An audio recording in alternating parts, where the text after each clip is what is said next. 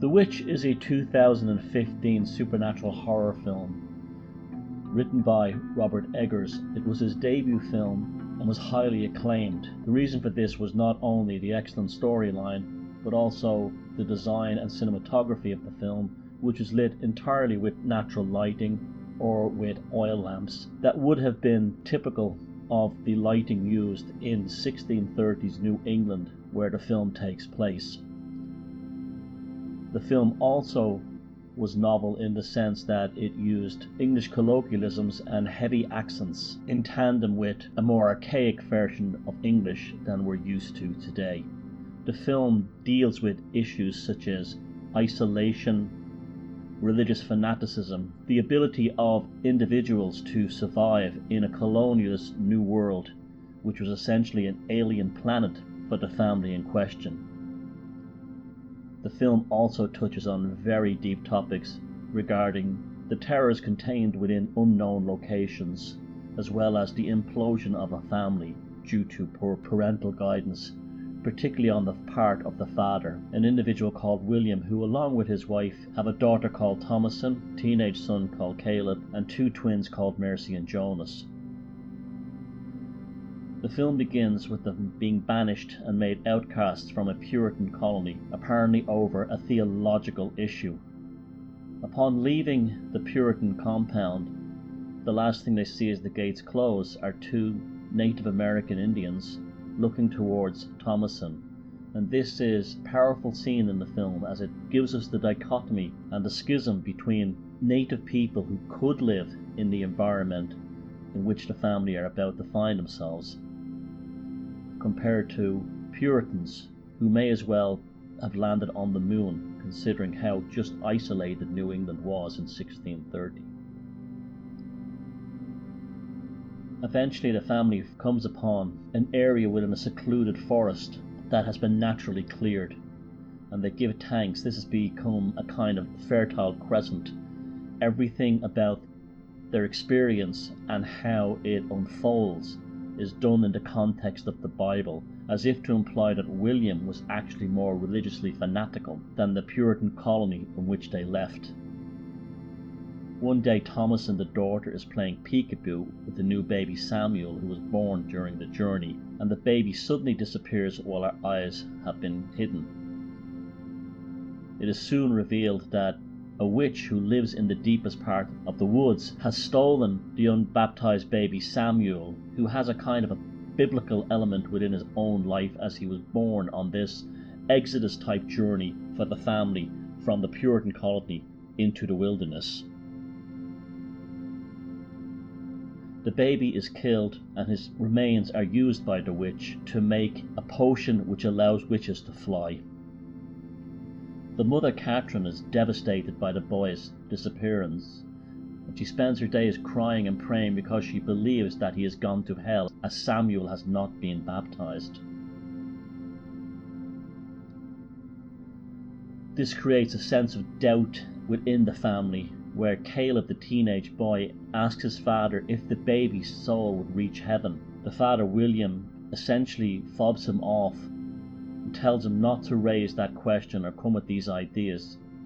And then he also makes the confession that he traded a silver cup belonging to his wife Catherine for equipment that would allow them to trap rabbits. Believing that the daughter Thomasin has stolen the cup, the now paranoid Catherine also believes that she played a part in the baby's disappearance. When the children go to bed, they overhear their parents talking about removing Thomasin from the family and sending her off back to the Puritan colony as a servant girl.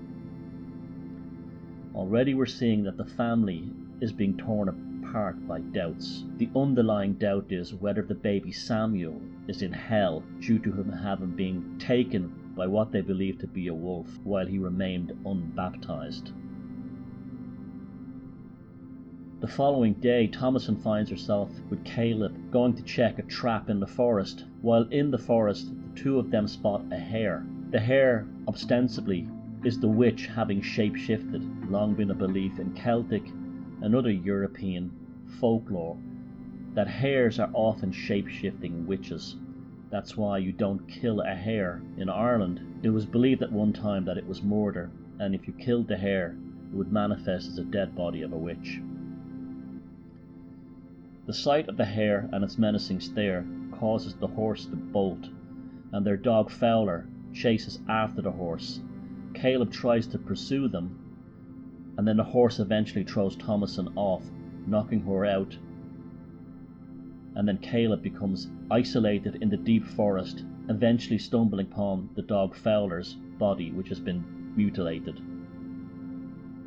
At this point, a kind of transformative experience overcomes Caleb when he stumbles upon a ramshackle cottage in the deepest part of the woods, beholding a beautiful lady who emerges and seduces him while she's dressed in a red cloak. Now this is important.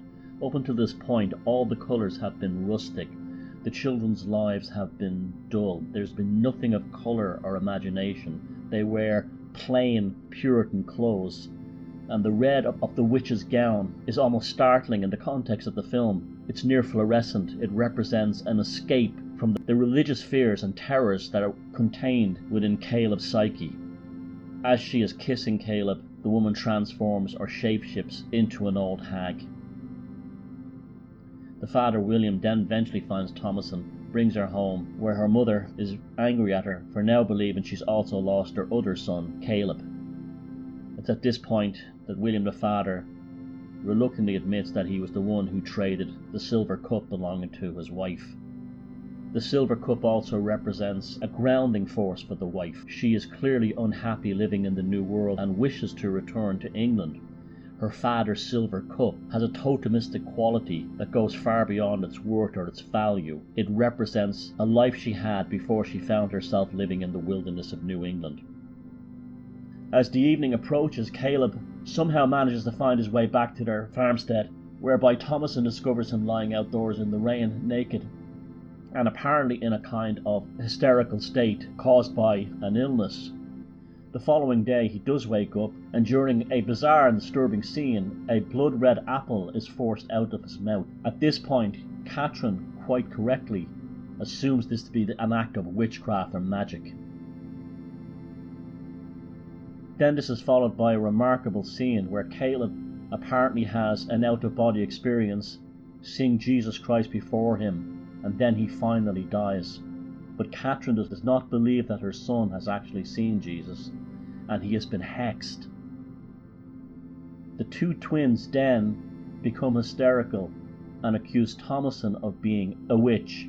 At this point, the family begins to completely explode, and we see a microcosm of all kinds of witch hunts, from the Salem witch trials of the Puritan New England right up to the communist witch hunts of the 1950s under McCarthyism.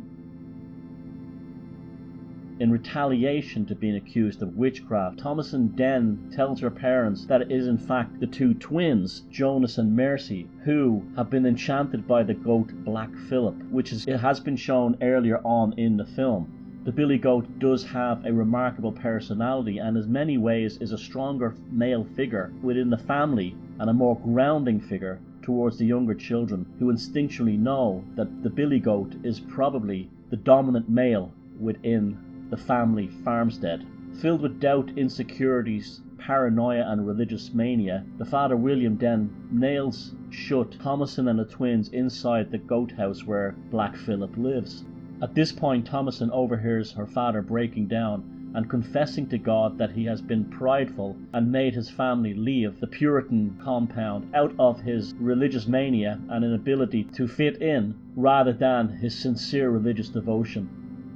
Later that night, Thomasin, Mercy and Jonas are woken up inside the goat house by a sound of knocking and battering and discover that a woman is drinking milk from one of the goats. Inside the house, Catherine awakens and has a supernatural vision of Caleb holding the baby Samuel. After talking to Caleb, offers Samuel to Catherine so she may breastfeed the baby, and the baby is in fact shown to be a crow that is pecking away at her breast. This is clearly a homage to something like the Morrigan, and what we're seeing here now is that the destruction of the family and its religious Puritan nature is now being superseded by something akin to a salvation now seen in paganism, and this was demonstrated at the beginning of the film by the two Indians who look at Thomasin as she's leaving the Puritan community. The following morning, the father William awakens, walks outside to find that the farmstead has been destroyed. The goat house has gone, and the other goats have all been killed and disemboweled. The twins are also missing, and there he finds Thomasin, his daughter, lying nearby with her hands covered in blood. As she awakens, Black Phillip attacks the father William, killing him. This has been the symbol of William, the failed father, as a Puritan, being defeated by Black Phillip, who represents the wild, untamed pagan landscape of the woods. Psychotic and hysterical, the wife Catherine is now blaming Thomasin for all the horrors that have befallen the family, and even accuses her of trying to have incestual sex with her father William and her dead brother Caleb. She violently attacks Thomasin, who in self-defense kills her own mother with a cleaver to the skull. With every member of the Puritan family now dead with the exception of Thomasin, she finds herself alone and isolated, but strangely also liberated. She enters into the stable and pleads with Black Phillip to communicate with her, to explain what is happening. Black Phillip then responds to Thomasin with the often quoted line, "Would thou like to live deliciously?" In other words, everything that her father denied from her. And at this point, he materializes into the god Pan. Black Phillip, now in the aspect of Pan, as a handsome, tall, black-cladded man, tells her to remove her clothes and sign her name in a book that appears before her. Following Black Phillip into the forest, she finds herself among a coven of naked witches who are in the middle of a witches' sabbat around a large bonfire.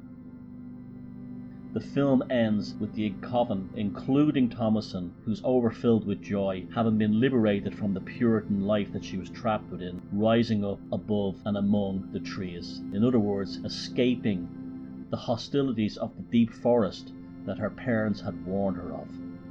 The underlying message of The Witch deals with the concept of the Bible being used as something as a survival manual in a landscape where it would not be relevant. The Bible was written in the sandy, arid landscapes of the Middle East. Here they were in the dense, lush forests of New England. It is Black Phillip, or Pan's book, that is the manual of survival there. And the demarcation line between the security of the original Puritan colony from which they came and the wildness of the woods demonstrates that they could only survive not by their religion or their hard work or their labours alone. There is no Sabbath or day of rest within nature. And Thomasin, having been let down by her father, her mother, and her religion, found the only possible means of salvation and survival by returning to paganism. The family were dead from the moment the father William brought them into the wilderness. At least one of them survived.